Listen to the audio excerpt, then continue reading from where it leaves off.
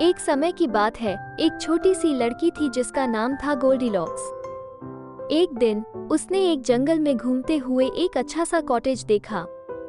उसने दरवाजा खटखटाया, लेकिन कोई जवाब नहीं मिला। तो उसने सीधा अंदर चला गया।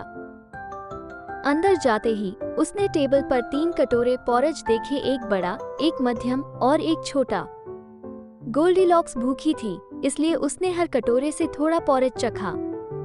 बड़ा कटोरा बहुत गर्म था, मध्यम कटोरा बहुत ठंडा था, लेकिन छोटा कटोरा का पोरज बिल्कुल सही था। उसने इस पोरज को पूरा खा लिया। उसके बाद गोल्डीलॉक्स ने 3 कुर्सियां देखी। उसने बड़ी कुर्सी ट्राई की, लेकिन वो बहुत सख्त थी। मध्यम कुर्सी ट्राई की, लेकिन वो बहुत नरम थी। एंड में उसने छोटी कुर्सी पर बैठा और वो बिल्कुल सही थी। पर ओ नो, कुर्सी टूट गई।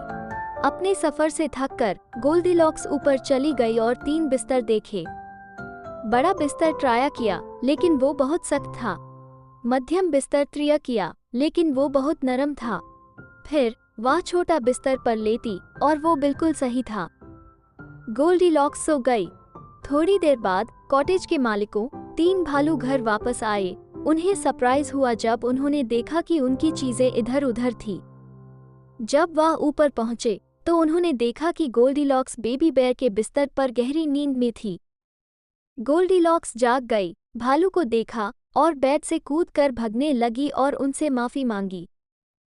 ये थी गोल्डीलॉक्स और 3 भालुओं की कहानी।